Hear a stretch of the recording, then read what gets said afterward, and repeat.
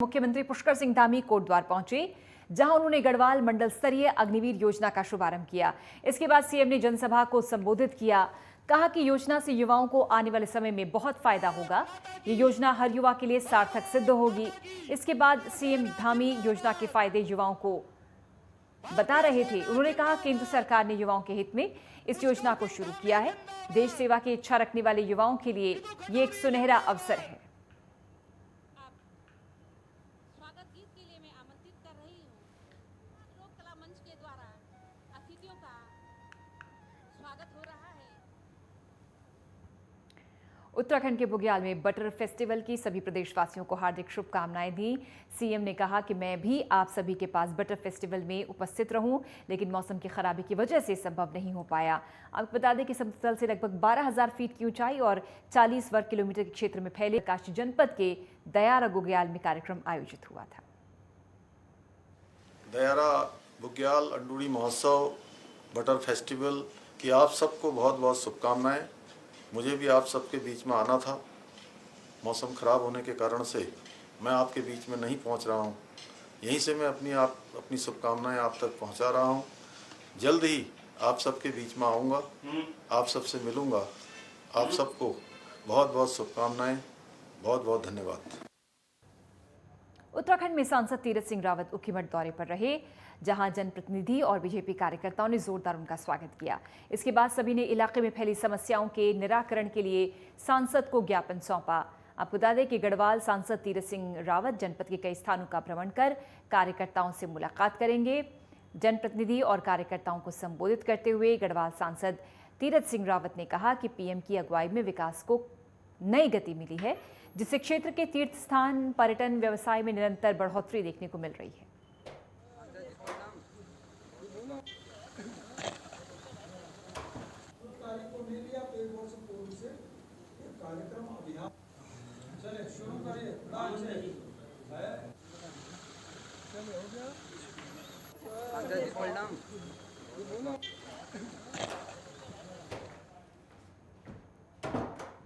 उत्तराखंड के उच्च शिक्षा मंत्री धन सिंह रावत ने विधानसभा सभागार में उच्च शिक्षा विभाग की समीक्षा बैठक ली। उन्होंने सोबन सिंह जीना यूनिवर्सिटी अल्मोड़ा में शिक्षक और कर्मचारियों की जल्द तैनाती करने के निर्देश यूनिवर्सिटी और उच्च शिक्षा विभाग के अधिकारियों को दिए। यूनिवर्सिटी के कुलपति ने बताया कि पिथौरागढ़ और बागेश्वर परिसर में शिक्षकों और कर्मचारियों की तैनाती के लिए सभी औपचारिकताएं पूरी कर दी गई हैं।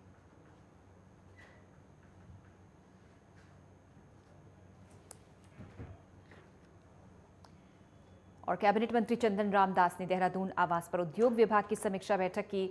समीक्षा बैठक के दौरान उद्योग विभाग के अधिकारी मौजूद रहे। बैठक में अधिकारियों को एक जिला दो उत्पाद योजना शुरू करने को लेकर दिशा निर्देश दिए गए। साथ ही एक जिला दो उत्पाद योजना के माध्यम से जिले में स्वरोजगार स्थापित किया जा सके, जिससे प्रदेश के युवाओं को स्वरोजगार से जोड़ा जा सके।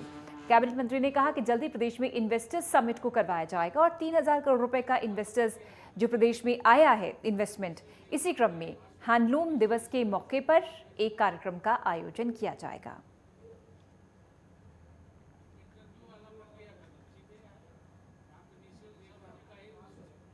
एमएसएमई अपने उत्तराखंड के बेरोजगारों को रोजगार देने के लिए एक प्रमुख विभाग मेरे पास है और बीच में हमने वन डिस्ट्रिक्ट टू प्रोडक्ट का कंसेप्ट शुरू किया था, जिसकी आज पूरी सर्वे रिपोर्ट मेरे पास आई है और मैंने उसको अनुमोदित की है।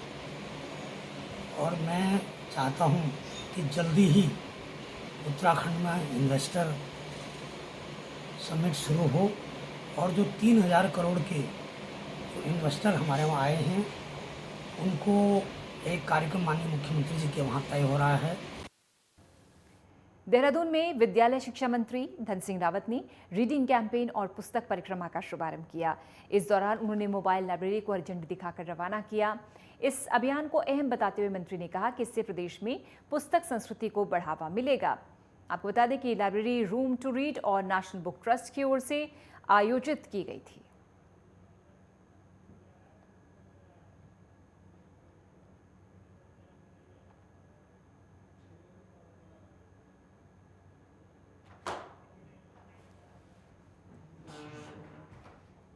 उत्तराखंड के जोशीमठ में पूर्व सीएम और गढ़वाल सांसद तीरथ सिंह रावत की अगुवाई में 18,000 फीट की ऊंचाई पर सीमा दर्शन और तिरंगा यात्रा निकाली गई। ये यात्रा भारत चीन सीमा पर देवताल माणा पास तक निकाली गई। सांसद गढ़वाल के साथ दर्जनों कार्यकर्ता, श्रद्धालु और अधिकारियों के दल ने श्री बद्रीनाथ धाम से यात्रा शुरू की। ये यात्रा तकरीबन 52 किलोमीटर की दूरी तय कर देवताल माणा पास पहुंची, जहां देवताल के पवित्र जल का आचमन करने और हनुमान मंदिर में पूजा अर्चना के बाद सीमा दर्शन यात्रा निकाली गई।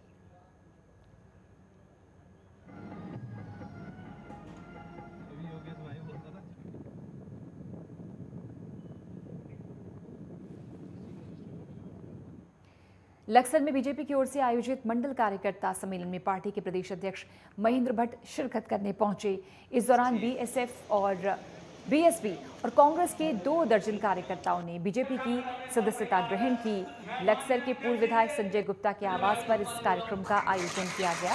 इस दौरान उन्होंने दावा करते हुए कहा कि इस बार के त्रिस्तरीय पंचायत चुनाव में बीजेपी ही रिकॉर्ड तोड़ मतदान के साथ जीतेगी और अपना जिला पंचायत अध्यक्ष बनाएगी। बस ठीक।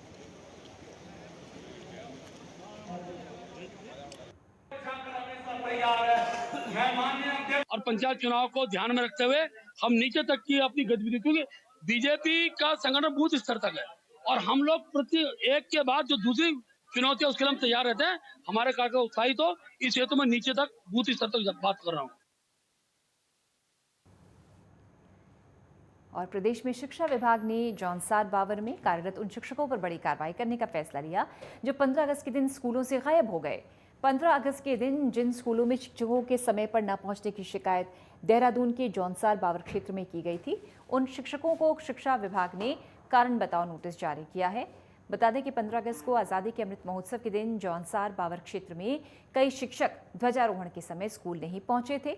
हालांकि इसके पीछे की वजह सैया कला सी मोटर बार का बाधित होना बताया गया था।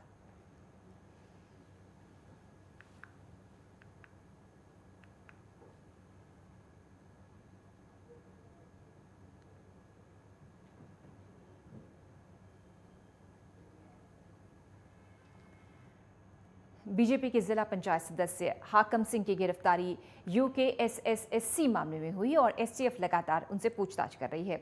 हाकम सिंह का कहना है कि उनके खिलाफ जो कुछ हो रहा है वो कांग्रेस की वजह से हो रहा है। दूसरी तरफ अब कांग्रेस इस मामले में सुप्रीम कोर्ट के रिटायर्ड जज से जांच कराने की मांग कर रही है। कांग्रेस प्रदेश उपाध्यक्ष मथुरा दत्त जोशी ने कहा कि प्रदेश अध्यक्ष करण माहरा ने पहले भी ये मांग की थी और हम एक बार फिर से मांग कर रहे हैं। इस मामले की जांच सुप्रीम कोर्ट के रिटायर्ड जज से करवानी चाहिए।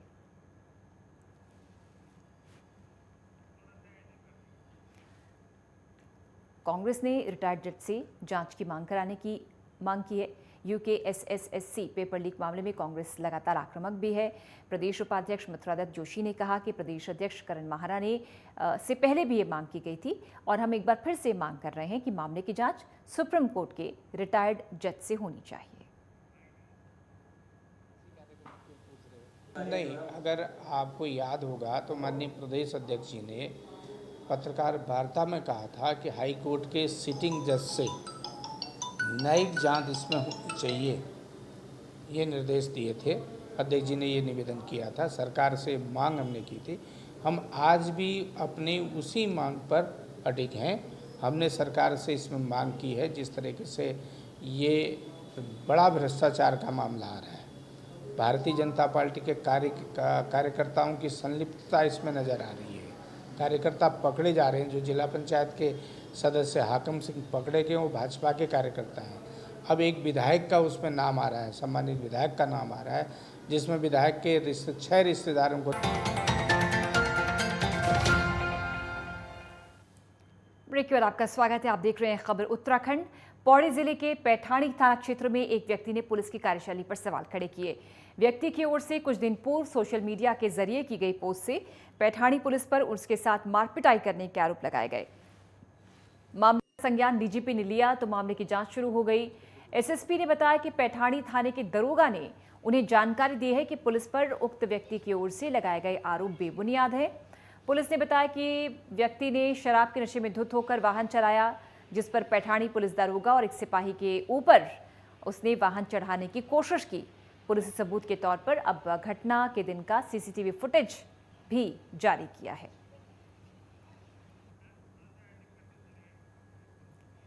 एसएसपी ने बताया कि मामले की जांच के लिए डीजीपी ने सीओ वैभव को जांच अधिकारी नामित किया, जो कि गंभीरता से मामले की जांच कर रहे हैं। वीडियो वायरल किया गया था जिसमें कोई बलवंत नाम का ड्राइवर है, उसने आरोप लगाया कि 5 तारीख को जो है उसके साथ पुलिस ने मारपीट करी और उसकी गाड़ी का चालान किया गया। अभी तक प्रथम दृष्टया जो मेरी बात हुई है और जो मैंने पता सता किया है, तो ये व्यक्ति शराब के नशे में, बहुत अधिक शराब के नशे में गाड़ी चला रहा था और वहाँ से हमारे एक दरोगा जी और एक सिपाही गुजर रहे थे, तो उनके ऊपर भी चढ़ाने की कोशिश की, ऐसा उनका कहना है। तो इसको पकड़ के थाने लाया गया और इसकी गाड़ी सीज की गई, इसका मेडिकल कराया गया, इसके विरुद्ध सारी वैधानिक कार्रवाई की गई है। मारपीट का अभी तक तो कोई ऐसा साक्ष्य सामने नहीं आया, लेकिन फिर भी चूंकि पुलिस महानिदेशक महोदय ने इसमें सीओ ऑपरेशन विभव सैनी को जांच के लिए नामित किया है, तो जो अभी पैठानी गए हुए हैं और उसके बाद जांच करके जो भी तथ्य आएंगे वो बताएंगे। अग्निवीर भर्ती के लिए युवाओं की तरफ से अपने महत्वपूर्ण दस्तावेज को बनाने के लिए भारी संख्या में रोजाना पौड़ी तहसील की ओर रुख किया जा रहा है। इसको देखते हुए उप जिलाधिकारी आकाश जोशी ने सभी राजस्व निरीक्षक, अधिकारियों और कर्मचारियों को निर्देशित किया है कि जितने भी युवा अपने दस्तावेजों को बनाने के लिए पौड़ी तहसील पहुंच रहे हैं, जल्द से जल्द उनके दस्तावेजों को बनाया जाए ताकि वो भर्ती के लिए पूरी तरह से तैयार हो सके। इसके साथ ही तहसील परिसर में युवाओं के लिए अलग काउंटर बनाया गया। उनकी तरफ से स्वयं सभी काउंटर्स पर जाकर निरीक्षण किया गया और निर्देशित किया गया कि जल्द से जल्द युवाओं के दस्तावेजों को बनाकर तैयार किया जाए।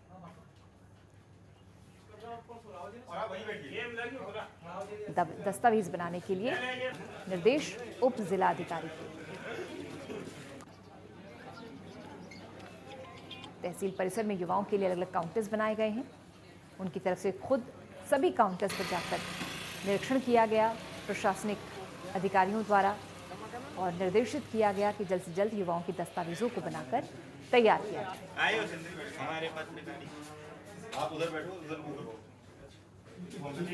इस संबंध में काफ़ी भारी संख्या में विद्यार्थियों द्वारा आवेदन करा जा रहा है, तो उसमें हमने जो हमारे क्षेत्र में राजस्व पुलिस क्षेत्र में जो राजस्व उप निरीक्षक हैं उनको भी निर्देशित कर दिया है कि किसी का भी चरित्र प्रमाण पत्र संबंधी जो कार्रवाई है वो अविलंब पूर्ण करी जाए। और साथ ही तहसील में भी एक इनके लिए विशेष काउंटर लगाया है जिससे इनको इधर उधर भटकना ना पड़े और इनका कार्य त्वरित से त्वरित गति से हो जाए। सरकारी निर्माण कार्यों में रॉयल्टी और जीएसटी के बढ़ाए गए दरों के विरोध में पिंडर घाटी के ठेकेदारों ने लोक निर्माण विभाग पहुंचकर आने वाले 5 टेंडर्स का विरोध किया। सरकार के खिलाफ जमकर नारेबाजी करते हुए विभाग में ताला जड़ दिया। ठेकेदारों द्वारा बढ़ाई गई रॉयल्टी और जीएसटी के विरोध में लामबंदी है। प्रोटेस्ट किया गया। गुस्साए थराली के ठेकेदारों ने विभागों में कार्यरत अपनी जेसीबी भी वापस लेने की बात कही है। ऐसे में बरसात के मौसम में सड़कें खोलने में विभाग को खासी दिक्कतों का सामना करना पड़ सकता है, क्योंकि बड़ा क्षेत्र होने के बावजूद लोक निर्माण विभाग थराली के पास सिर्फ 2 ही जेसीबी मशीनें उपलब्ध हैं। ठेकेदार अपनी मांगों पर अड़े हुए हैं और बढ़ी हुई रॉयल्टी और जीएसटी के नियमों में किए गए फेरबदल वापस न लिए जाने की सूरत में उग्र आंदोलन की चेतावनी दे रहे हैं।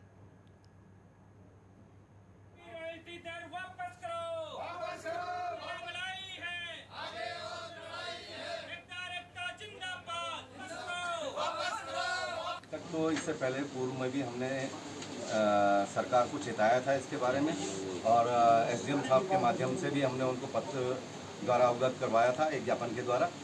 तो काफ़ी टाइम से इसमें सारे ठेकेदार लोग आंदोलित हैं, सभी क्षेत्रों से आंदोलित हैं।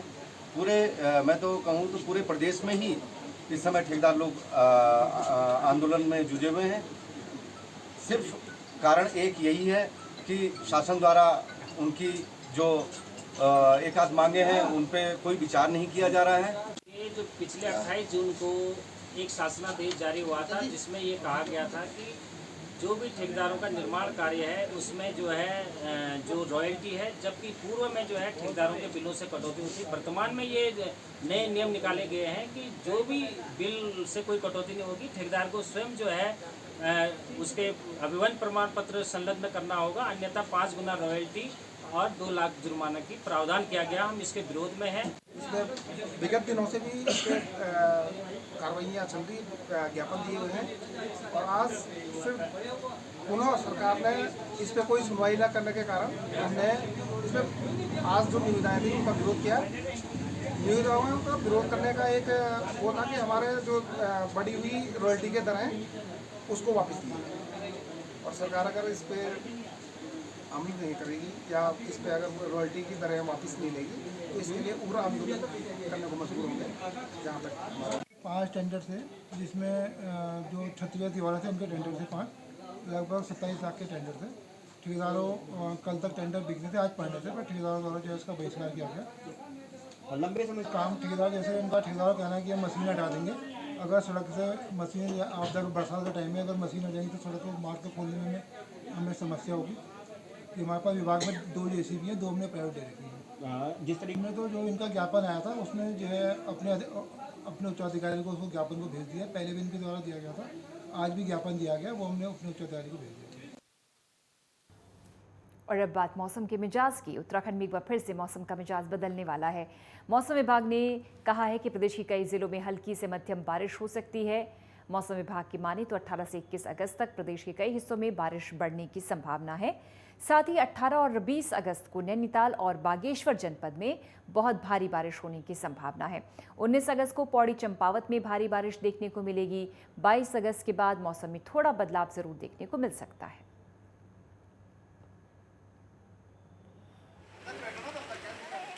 नमस्कार, मैं विक्रम सिंह, निदेशक मौसम केंद्र देहरादून से।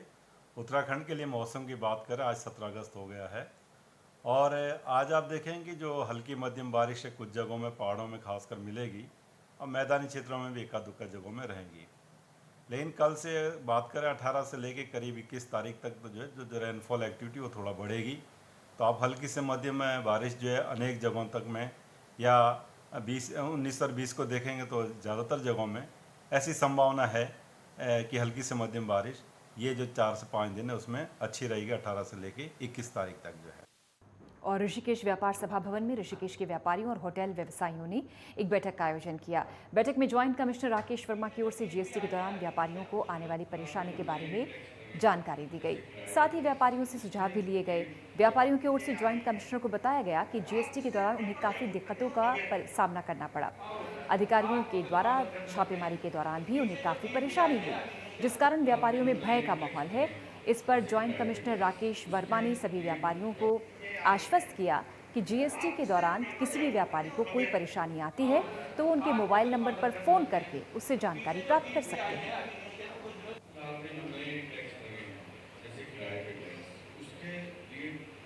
देखिए, ये हमारा उद्देश्य ये था कि हम व्यापारियों के मध्य जाकर के जो भी परिवर्तन GST काउंसिल के माध्यम से, राज्य सरकार के माध्यम से हुए हैं, तो उसको बताने की कोशिश करते हैं कि उनके पास वास्तविक जानकारी पहुंचे, कोई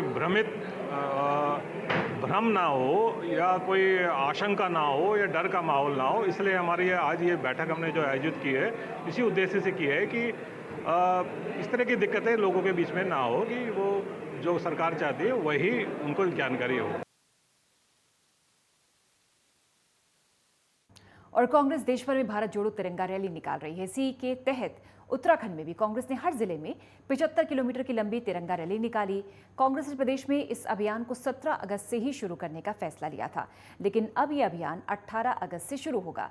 कांग्रेस के प्रदेश उपाध्यक्ष मथुरा दत्त जोशी ने बताया कि इस अभियान की शुरुआत 18 अगस्त से प्रदेश भर में होगी और 28 अगस्त को दिल्ली में इसका समापन होगा।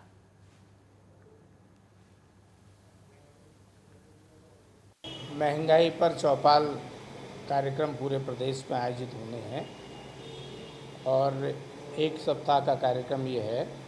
विभिन्न जनपदों में कार्यक्रम आयोजित होंगे जिसमें हम महंगाई में चर्चा भी करेंगे, चौपाल भी लगाएंगे, बेरोजगारी में भी बातचीत करेंगे लोगों के साथ। और केंद्र सरकार और प्रदेश सरकार ने जिस तरीके से वादा खिलाफी की है, बहुत ही महंगाई की मार अब की बार मोदी सरकार कहते थे और मोदी सरकार के आने के बाद महंगाई और बढ़ी है। इसमें हम पूरे प्रदेश में कार्यक्रम आयोजित हो रहे हैं। एक सप्ताह के कार्यक्रम हैं और हमने जिला कांग्रेस कमेटी को निर्देशित किया है और जिला कांग्रेस कमेटी के माध्यम से इन कार्यक्रमों को हम जनता के बीच में पहुंचा रहे हैं। उत्तराखंड सरकार की ओर से खुरपिया फार्म की 100 एकड़ भूमि पर एम्स को मंजूरी दे दी गई। इसके बाद एसडीएम की अगुवाई में तहसील प्रशासन की टीम ने ऋषिकेश एम्स की टीम को भूमि ट्रांसफर कर दी। इस दौरान प्रशासन ने 100 एकड़ भूमि के दस्तावेजों पर संयुक्त रूप से हस्ताक्षर किए। ट्रांसफर होने के बाद अब केंद्र सरकार की निर्माण एजेंसी इस पर निर्माण कार्य शुरू करेगी। आपको बता दें कि 500 करोड़ की लागत से एम्स का निर्माण किया जाएगा।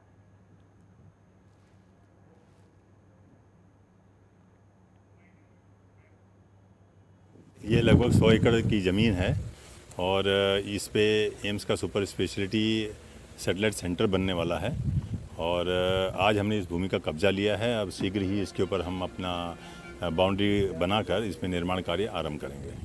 तकरीबन 500 करोड़ का है और कुछ मतलब टारगेट हमारा ये है कि जल्दी से जल्दी अगले साल के मतलब साल भर में ये जो है तैयार होकर 1.5 साल से। खतौनी में एम्स के नाम जो है आयुर्विज्ञान संस्थान ऋषिकेश के नाम ज़मीन आ गई है। उसी की अग्रिम प्रक्रिया के तहत आज मौके पे दखलनामा जो दिया जाता है तहसील की तरफ से, तहसीलदार महोदय हैं, लोग हैं, तो आज इनको मौके पर कब्जा उपलब्ध करा दिया गया और मौके पर इन्होंने कब्जा हस्तांतरण कर लिया है। तो उसी प्रक्रिया का ये पार्ट है जो कि आज अंतिम रूप से जो ज़मीन चयनित की गई थी, जिसका शासनादेश हुआ था, उसी ज़मीन को आज जिलाधिकारी महोदय के निर्देश पर यहाँ पे डायरेक्टर साहब एम्स के पत्र के क्रम में आज इनको जो है उपलब्ध करा दिया गया है। अब अग्रिम प्रक्रिया जो है संबंधित उनके द्वारा निश्चित से की जाएगी। और फिलहाल इस बुलेटिन में इतना ही, लेकिन खबरों का सिलसिला लगातार जारी है। जय हिंद।